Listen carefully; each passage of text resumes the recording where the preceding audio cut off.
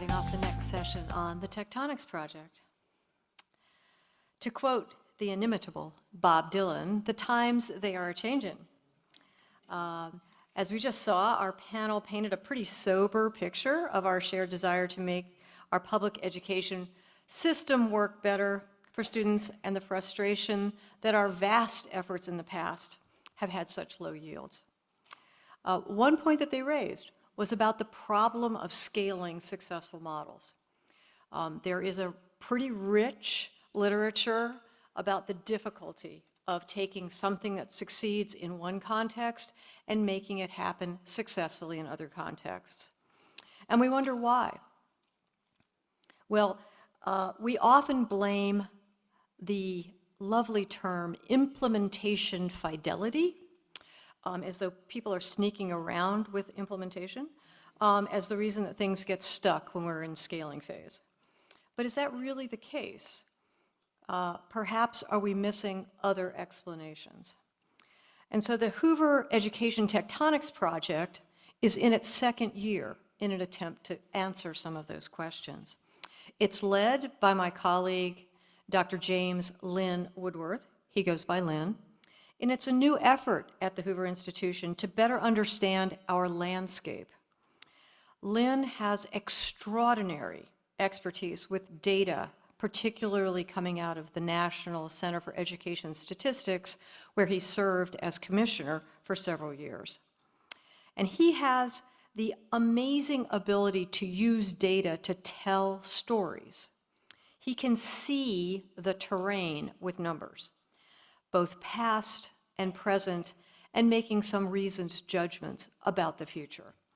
And so I think in the next few minutes, we want to try to see about these data visualizations that Dr. Woodworth has created for you, and draw some inferences about the way that we might think new efforts for student improvement might come about and how they might differ from the last 40 years. So let me call to the podium my colleague, Dr. Woodworth.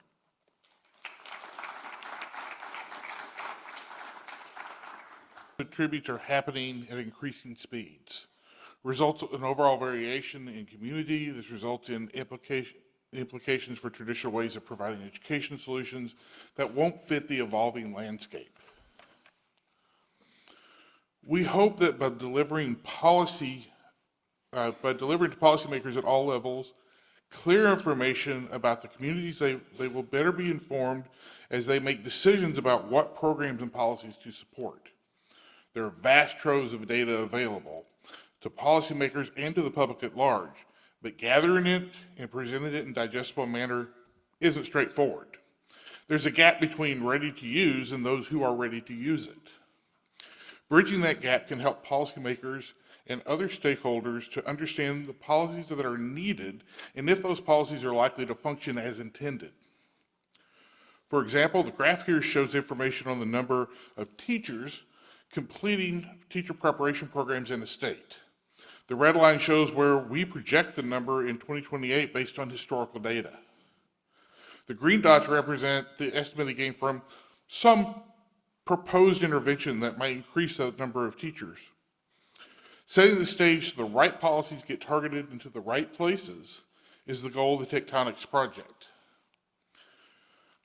We also provide varying levels of support as direct access to the data, guided workbooks, and policy primers to meet users at their knowledge level.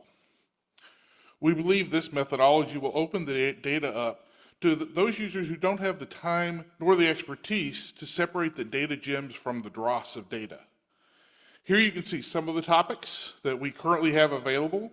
I'm going to use one of these topics, population shifts, to demonstrate how policy changes vary at the school district level, which means policy solutions must also vary at the district level.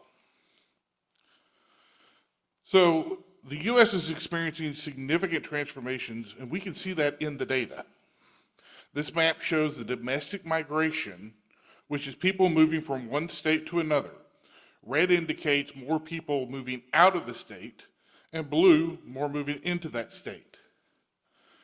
Like the red states, life in the red states has grown so challenging that for many residents, resulting in these people and companies even fleeing to the blue shaded states. And these blue shaded states, because they go there because they feel there are going to be more favorable conditions.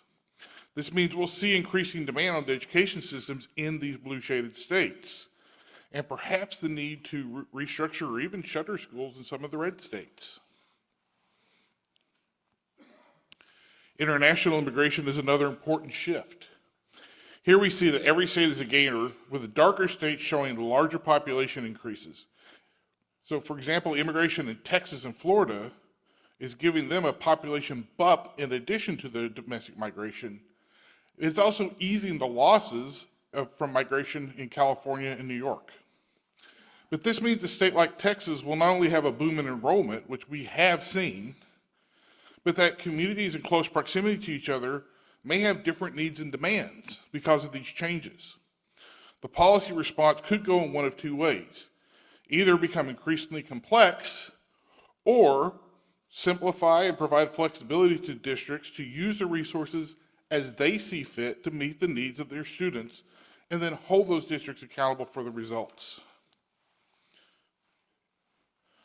So we saw on the previous slide that migration and immigration changes can have different intensities. But we also see in this map that shows when each state became majority minority that changes can also impact different parts of the country at different times.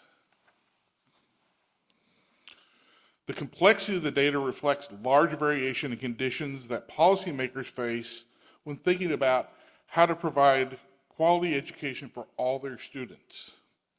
While white students make up the largest group of students in the United States as a whole, that's not the case in every state. And even dividing by states doesn't tell the whole story. For instance, while Hispanic students make up the largest student group in the 5 southwestern states, we can see differences in the percentages of students included in that largest group. But these differences don't just exist between states, but within them as well, even down to the district level.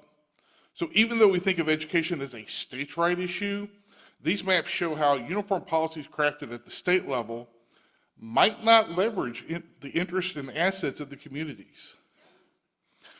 The Tectonics Project has organized the data at the district level as well as other levels of aggregation. Our hope is that this resource will be valuable to a wide range of users, from local community actors to policy teams at the state and federal level. Change comes to communities at different rates in different times, and communities need to be able to adopt the educational solutions that match their circumstances and evolve them as conditions continue to change. For example, these 3 districts all share borders and have some similarity in student composition in 2021. But they looked very different from each other in 1998. And they will likely look different from each other in 2038 as well. Now I'm going to focus on Clayton County School District just for a moment. So what you're seeing here in the first column is the race and ethnicity composition of schools that are attended by Black students. When we look at the race ethnicity composition of schools attended by Hispanic students in the middle and white students on the right, we see that they have similar profiles. So in districts that have low levels of segregation, that all 3 of the bars should look very similar, like what we see here in Clayton County. If the schools are segregated by race and ethnicity, then sections of the 3 bars are going to be uneven. If we go back to our 3 neighboring school districts that we saw just a moment ago, they had similar racial and ethnic compositions. So let's start with Clayton County, the one we just saw, where the bars are all equal and very similar.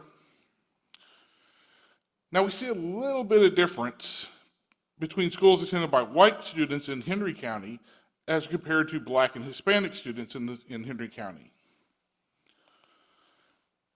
But in DeKalb, we see major differences in the race ethnic composition of schools attended by students of different races. Clearly, Georgia's efforts to end school segregation have not achieved the same outcomes for these 3 neighboring districts. And remember, these are districts that actually share borders.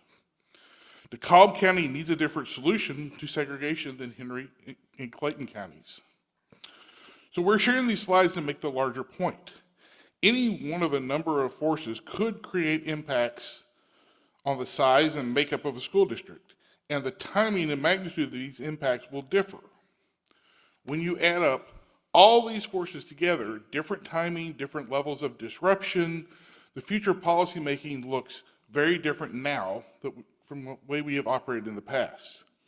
The Tectonics Project won't create new solutions, but we hope it will provide a valuable asset, the data necessary to help tailor solutions to better reflect the local conditions.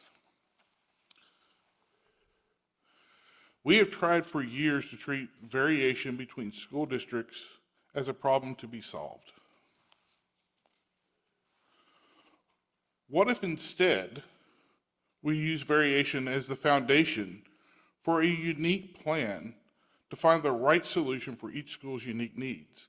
We need to find this better way. Now, as I said, the Tectonics site is available currently. We have those topics you saw before. We intend to continue to build on these topics on the Tectonics page to include district level to national level data on new topics like economic factors, computer and internet access, housing, social characteristics, even things like pollution exposure. These are just a few of the many topics that are left for us to explore. Now, we also welcome feedback from users to help them to locate and understand the data they most need. If we meet our goals, the Tectonics Project will support communities with a deep understanding of their districts so that they can pursue successful programs and policies discussed in the Education Futures Council's report. Now, you can find our website at tectonics.hoover.stanford.edu. I will be available now and via email to answer any questions you might have about tectonics and your interest in future work.